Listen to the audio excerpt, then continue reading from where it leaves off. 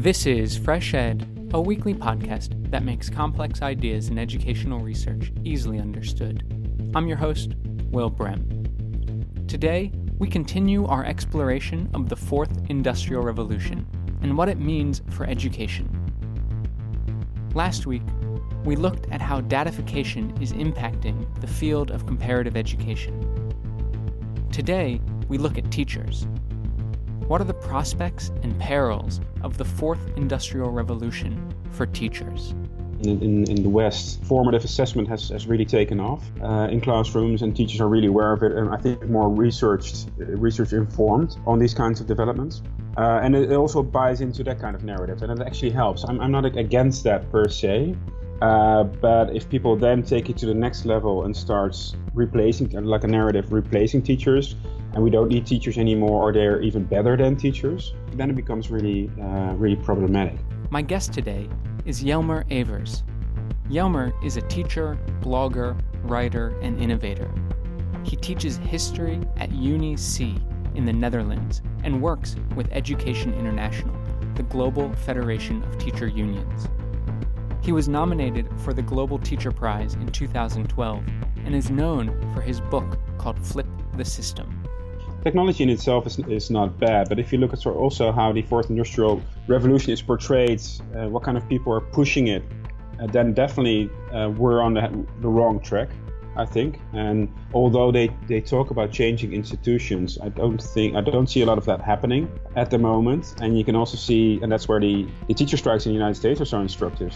Today, Jelmer and I discuss his new co-edited volume, Teaching in the Fourth Industrial Revolution, Standing at the Precipice, which was published by Routledge earlier this year.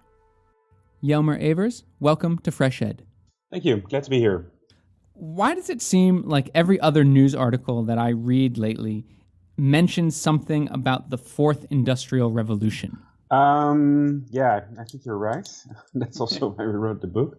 I think there's several reasons for that. I think there's a genuine fear of disruption. I think people can see that technology is having a major influence on how we live and work, and also in education. But I don't think that is just it. It's not just a fear, which is can be right.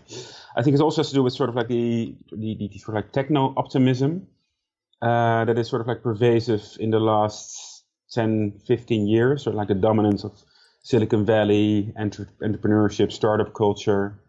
So technology is cool and happening, and as if you compare it to education is sort of like stale and old school. So it's sort of like this techno utopism to it.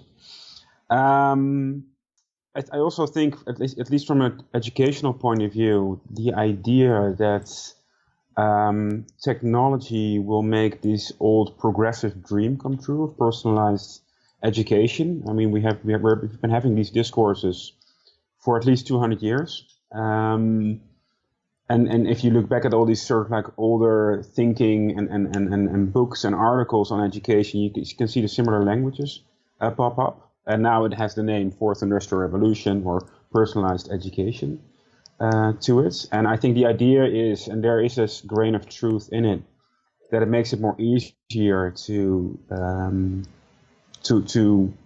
allow this to happen, although with lots of caveats. Fourthly, and that's something I only learned later on in at least in my teaching career, when you start to look outside of the classroom in schools and systems, etc., is all these policy networks that are out there and that have been out there for a long time, and also have been latching on to sort of like this whole techno utopist vision of society, and also in education. So this whole 21st century skills debate is predating the idea of the Fourth Industrial Revolutions, and that's already been out there for quite some time.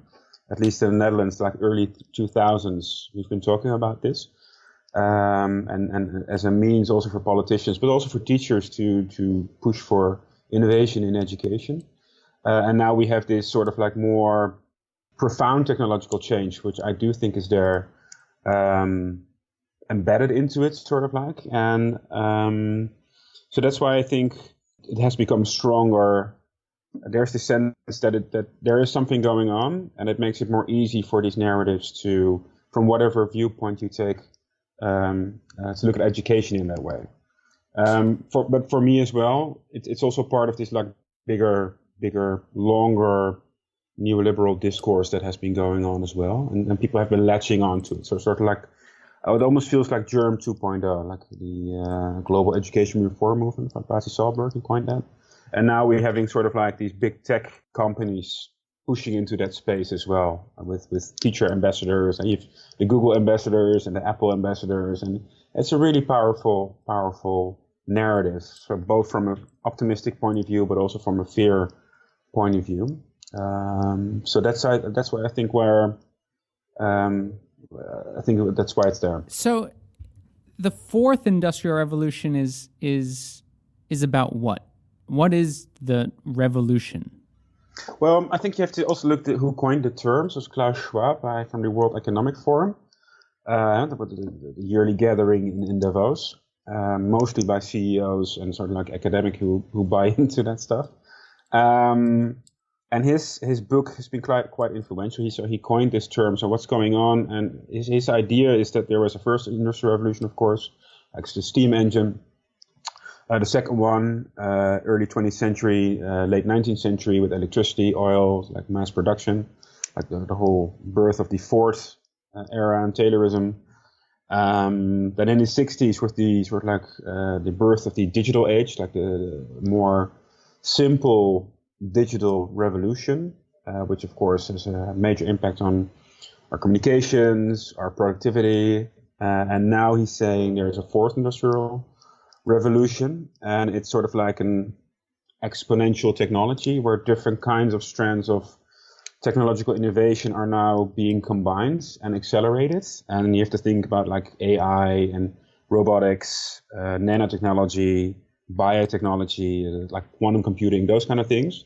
And they're all like interacting with one another, and like there's like new industrial sectors, like data scientists, those kind of things. That's like ubiquitous all over. It's all over the place. Everybody needs to be a data scientist nowadays. So and like gene therapy and DNA, and I mean it is, if you look at it, sort of like the whole list that he goes through, it is quite remarkable, I think, what is going on. So you definitely cannot discount the technological change that is going on. And I think we can see it all around us. But I think he does like point towards that there's this whole political economy sphere and context to it, but he stays within a certain frame. And I think that's sort of like the biggest issue it's not the technology that we need to tackle per se. It's more like who profits from it, who owns the technology, who owns the data, that kind of stuff. And how are people talking about the ways in which the fourth industrial revolution will impact education? That's a very interesting question, and that brings me back, I think, to the progressive strands and philosophy that we have in education. So, for example, if you look at it from a really practical point of view, people are really pushing sort of like these adaptive platforms, that sort of like these tutoring platforms that can help students learn at their own pace. Maybe you don't need a teacher anymore. Maybe the platform is good enough with all the learning materials, the videos, the readings, the interactivity that's more easy to produce. So that's already been there, but now sort of like with these algorithms and the promise of adaptivity, I think that's sort of like the main focus right now, and also that where it has the biggest impact. And I think there are some, like for example, if you look at like math skills, like basic math skills, I can see it with my own children, so they're practicing on this, and it's for the whole like drill kind of part of education and teaching. It actually helps. It can ease the sort of like formative feedback cycle that you create with children, work with them on that. So you can outsource a little bit of sort of like the formative aspect, and that's I think that's actually a good thing. But if you then look at sort of like what kind of articles are you reading, and sort of like teachers will be replaced with AI, and that kind of stuff, and that's quite worrying, and that's completely besides the truth and reality. I think there are different things going on, but that's sort of like the basic things. And if you look at the impact of technology in another level, which I think is more progressive, it's sort of like maker education. All those technology associated with that, and there's also with 3D printing, but also like it's easy to program little computers, etc. Those kind of things are having a major impact, and students can be producers, and they can interact with students all over the world, etc. So the problem is there is this true promise of progressive education, but it's also sort of like hijacked by a more behind the scenes, by a more standardized form of education. Because if you look at sort of all these platforms, they're trying to sort of like make these little data points everywhere, like the learning goals, and then you are run through this maze as a student without the help of any teacher, and that's sort of like the old standardized dream. So it has it's just the two-faced thing to it. Have you experienced any of these two different faces of the Industrial Revolution 4.0, or whatever it's called, the Fourth Industrial Revolution, inside your own classroom? Well, for example, the whole networking, and I can connect with people all over the world. I can connect my class with people and other students from all over the world. They are connecting themselves. I mean, they're doing it anyway, and I give them that leeway. So that aspect is there. It makes it more easy for me, for example, to create a learning environment where they do have lots of choice. I'm not just fixed to a textbook, for example. While I do also use textbooks because the students enjoy them, I think working from paper is way more efficient than digital technology. That is all these studies that have come out lately that it sort of like have warned us about sort of like not to go too deep into the digital world from a learning aspect, but also from like a addictive aspect. So it's there. What we've also seen is that these technologies are being pushed. So we had a major change. We just changed on Microsoft, for example, the Microsoft environment. And I don't think our school, which is quite autonomous, and we as teachers were on board with that. You get bombarded with all these actors, policy actors, networks, research, people trying to sell you stuff. It's a huge market also in the Netherlands. And more worryingly, I think, what we've seen, and it was even, I think, people from my own school board who were like part of this, they're looking into sort of like, we have a teacher shortage, and we can't pay for it, so we're going to look at other scenarios. And that means sort of like, and then we're actually talking about using AI and all these platforms to invest more in that. It will be more cheaper in the long run. So it is definitely affecting us and me still on the ground, and in lots of different ways, I think. Do you literally have people coming into your classroom or your school trying to sell you the latest education technology? Well, they're trying to approach you, of course, and through different ways, and through the like the school leadership or the board, etc.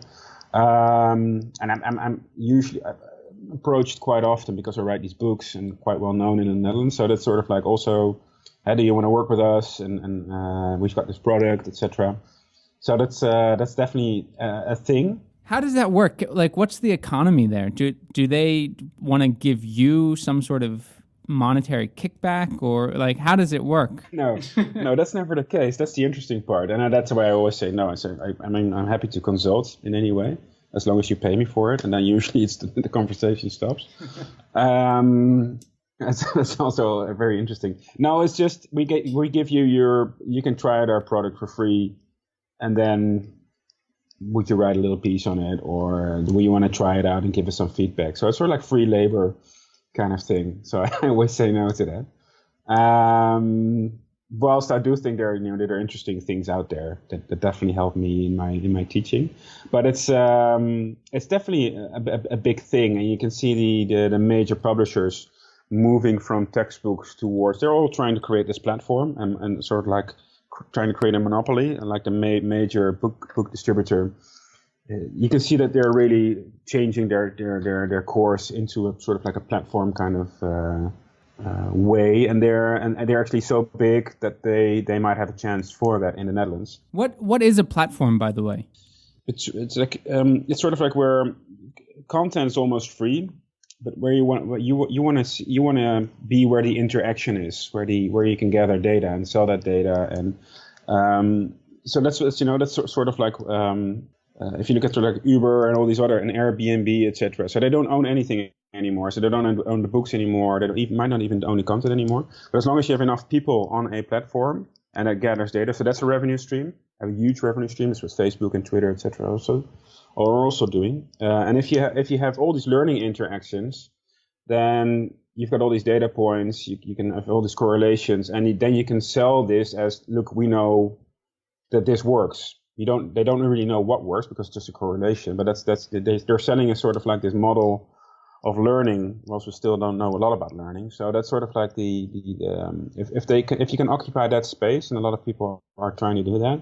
So let me just try and get my head wrapped around this. The idea here is that there are these companies, these education businesses that are creating online platforms that they're trying to get students to use and teachers to use. And then while they're using these platforms that offer all sorts of content, like you said, maybe that is being developed for free externally, they then are collecting data points on how the students interact and use that material, and then somehow analyze it and then sell the analysis back to the school. That's the revenue? Yeah, so those kind of things, and also for other products, so that you can build off products from on that platform as well. Mm. And what I've been looking for example, so I've been using all these different kind of tools like Socrative, and we've got a virtual learning environment and all these other things, but they're not talking to one another. So for me, it would be really useful to have a single point of view that like people are talking about dashboards, for example, learning dashboards. If you can organize that, and then you become sort of like the Spotify of education, because you're the entry point to everything.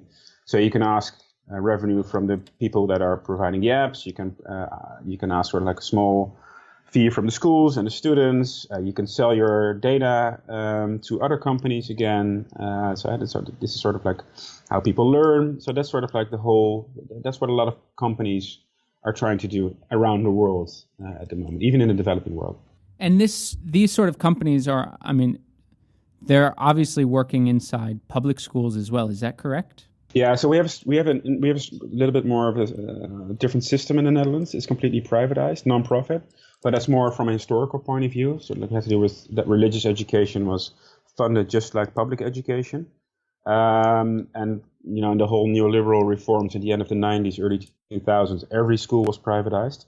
But with a really strong accountability system, inspectorate, etc. Profit is like a big no-go, although we have a lot of scandals here in the Netherlands. Increasingly so. So it is. We still consider it public, but a lot of people don't know how privatized it actually is, and it also makes it more easy to sell this kind of stuff. So if you look at how the government operates, when they're talking about ICT and EdTech and they're creating these policies, the only people they're talking to are actually like the representatives of all our boards, like way high up. And the publishers and the EdTech people and the technology people. So teachers don't have any say, or schools themselves don't have any say in those policy networks, and they're huge. They're well funded, and they know how to approach the ministry, etc. So it's been quite worrying, and I've been, as a teacher, been quite disgusted by like the whole direction that it's taken in the last like 8 years or so. And what direction has that taken in the last 8 years? I think we've managed to stop a lot of sort of like the neoliberal discourse, like the standardized testing and the top-down managerial sort of like culture that is sort of completely embedded in our schools. I think we've managed to stop that, but the whole privatization aspect of it and the whole more it's more easy to start schools, and people want to do away with the central exams, so it becomes more easy to penetrate sort of like our school system through these networks, where teachers don't have any say. So it's like the whole public aspect of our system is sort of like eroded, without it being really clear to people. So for me, that's sort of like exemplary what you see going on around the world. It's not just in the Netherlands. And if it's happening in a strong system like the Netherlands, well, you can imagine, and I know what, for example, what's going on in the United States, but also in the developing world and in African countries, but also Asian countries. I mean, it's huge and well organized, like I see here in the Netherlands as well. So that's going against. I think we've won a lot of sort of like discourse battles against sort of like that whole standardized narrative, and now we're up against a new sort of like narrative, and it's not on a lot of people's radars. It has this progressive sauce to it, and that makes it more difficult to counter, I think, and even be aware of it. How would you define that progressive side? Well, do you mean like well, you were saying that education technology sort of furthers the privatization efforts inside schools, not only in the Netherlands but around the world, and you're trying to in a sense mobilize against that movement, but because perhaps education technology has this progressive side to it, it makes it a little more difficult to mobilize that resistance. Can you talk a little bit about that progressive side? Everybody wants to personalize. You want to bring out the talent of the individual student. That's a given. That's sort of like one of the major goals. That's what we do as teachers. If you want to try to build a good relationship, you want to see what's in there, what comes out of it, and improve on that. You want to give him every attention or her every attention that you can. So if somebody says, well, here's a solution that we can give you a real personalized education, well, before it was just a standard industrial Prussian kind of, which is complete nonsense, of course, model, well, it's based on this faulty premise that it's just sort of like jumping through hoops and running through a small, like, standardized maze. That is, it's sort of like standardized education in disguise in a lot of ways. And it's also, like, at least in the Netherlands, and I think definitely in the West, like, formative assessment has really taken off in classrooms, and teachers are really aware of it, and I think more research informed on these kinds of developments. And it also buys into that kind of narrative, and it actually helps. I'm not against that per se, but if people then take it to the next level and start replacing, like a narrative replacing teachers, and we don't need teachers anymore, or they're even better than teachers, then it becomes really problematic, because those technologies can't do that at all. If you look at sort of like what AI experts are saying, they can do a really specific thing really, really well. But a job, and especially in education, is so much more than that, and it also has to do with empathy and ethics and morals and bringing up the child as a society, and as sort of like as and the school is also a small community where you create sort of like new communities and well, prepare them for the wider world, which isn't just about economics and jobs. So if you like an artificial intelligence can never do that, at least definitely not for the coming 50 years. If you look at all these what AI experts are saying, but at the same time, if you open up like the Times Educational Supplement, for example, it says, well, we need to be really afraid of AI because they're going to replace us, and that's just not true. So where's this narrative just coming from? And then it becomes more easy to sell this kind of things. Well, but we're personalizing it. How can you be against personalizing education? So that's sort of like the real difficult thing I think people are grappling with. And if you are also then offered incentives to be part of like a global network, that you can visit conferences and it's being paid for, etc. So like our best teachers are now also sort of like in these corporate networks and big tech networks, and that those are the best funded teacher networks around the world.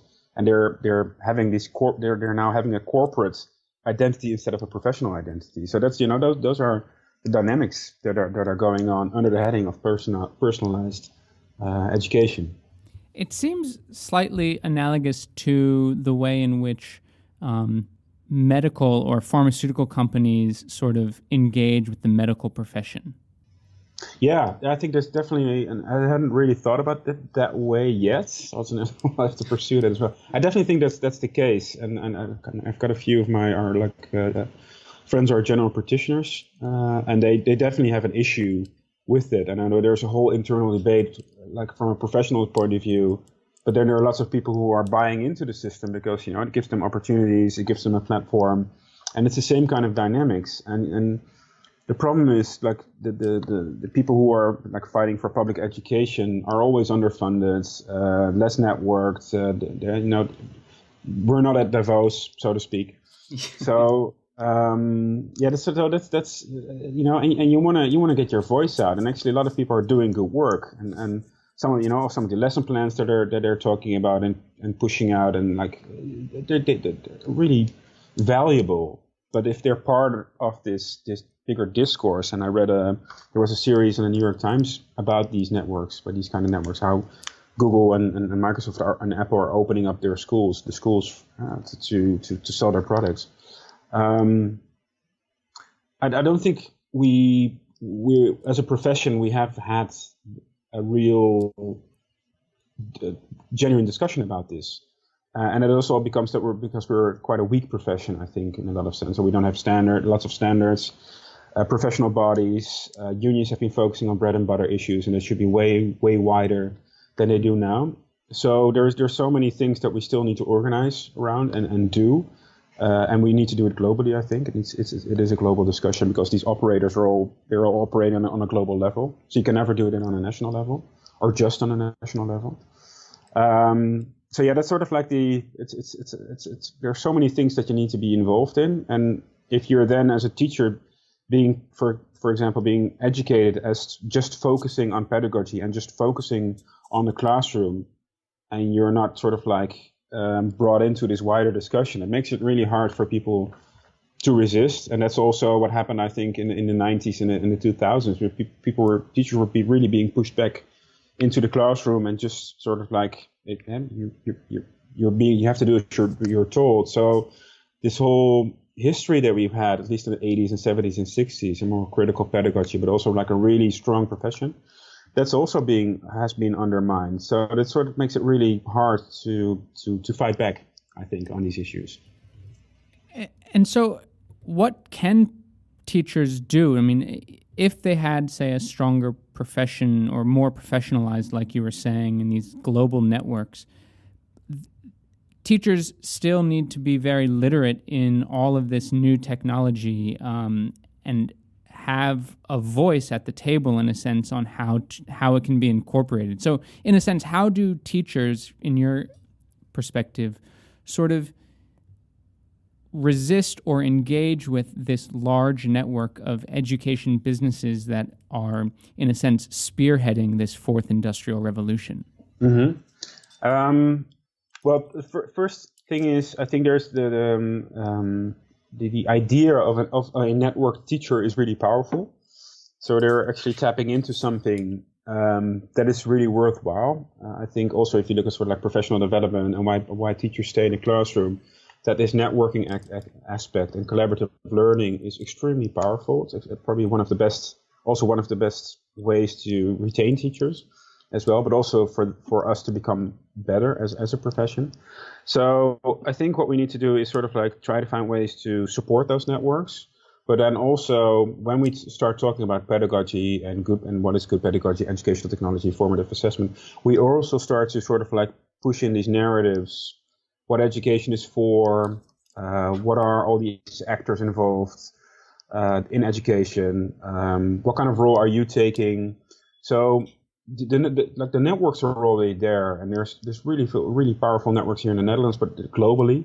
And I'm talking to teachers from the United States, Australia, Africa, and African countries like Uganda, South Africa. So I mean, we're already connected. It's just that it doesn't have a real organizing bit to it, and that's why I think we're old-fashioned unions, like unionism comes in, and I think they need to take a wider approach from just focusing on salary, for example, or workloads. It's about being a profession, and I think a lot of unions have already had that, but they're also sort of like let themselves be pushed into this more narrow narrative.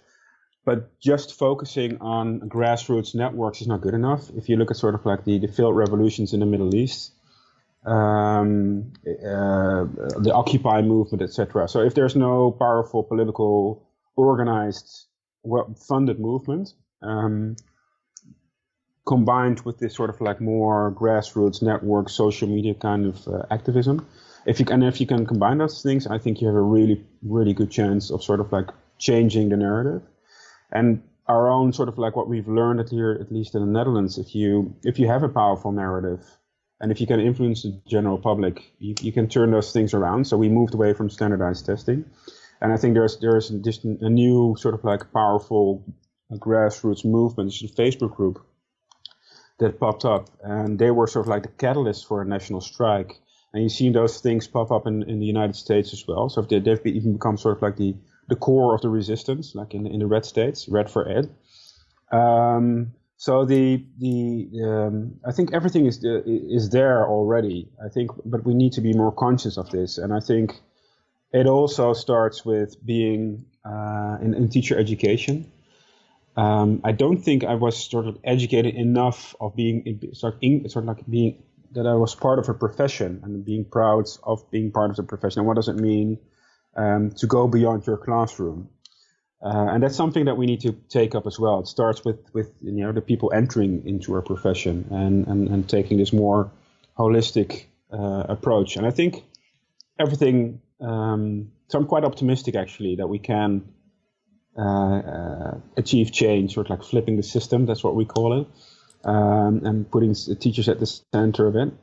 Because I've already seen so many positive changes within schools themselves, in school districts, but also even on a national level. Like New Zealand's they're turning back on a lot of like toxic neoliberal reforms just recently. So that sort of like gives me a lot of optimism that we can turn this around, but it does need to be a conscious effort, and we're still not at that stage, and that's what we need to push for, I think. It seems like you're also advocating for flipping the narrative of the Fourth Industrial Revolution from either techno-pessimism or seeing technology as some utopia to actually saying, wait a second, humans use technology and it has to therefore be a political process as to how we use it, to sort of flip the narrative completely. Yeah, exactly. And it's I'm not a Luddite. I love work. I actually came into like educational innovation, like I think like most teachers, through educational technology. That's how you start to find for new apps and new things that you want to try out, and you actually see that it's working. And so technology in itself is not bad. But if you look at sort of also how the Fourth Industrial Revolution is portrayed, what kind of people are pushing it, then definitely we're on the wrong track, I think. And although they talk about changing institutions, I don't see a lot of that happening at the moment. And you can also see, and that's where the teacher strikes in the United States are so instructive. If you start to go for like more 20th century, 19th century activism, and like go back to what unions and activists did in to emancipate themselves in the second half of the 19th century, if you combine that with new technology, you have a really, really powerful force. So I think most people are not against. We're Skyping at the moment. You're in Japan and I'm here in Brussels. So it would be foolish to discount that, but people really like that sort of like, if you're either in this camp or in that camp, but then it makes it really easy to discount the criticisms. Oh, they're just against technology. We're not, but we want to use it so that everybody can profit from it, or maybe profit's not the right word, but help us create a better world and help our students create a better world, and that's what it should be about. And most of the systems that are being created and are being funded and lobbied for at the moment are going in the wrong direction, including international organizations, but big corporations, etc. So if we state that technology is neutral, we can use it either for good or for bad. then we are on the right track. But it also needs to be embedded in sort of like a re-evaluation of the public goods. So if you look at sort of like, I think if you look at, for example, in economics, that narrative is gaining momentum in ways which I haven't seen like in the 70s or 60s, I think, right? when Keynes was dominant. So with Piketty and Danny Roderick and all these people like really advocating for reassessing how we look at society and economics and politics, etc. So that's already happening as well, and we need to tap into that, I think, in education and what we did with Flip the System here in the Netherlands and also internationally. Those kind of narratives, and Pasi Solberg and Carol Campbell in Canada, and there's so many people doing the right thing, and systems are also start doing the right thing. So it's not that hard to find good examples. It's just to make more people aware of it and actually start fighting for them, and that there is an alternative out there, and it is already working. And that's, I think, if we can put that into people's minds, then you can create a really powerful counter movement and a new alternative.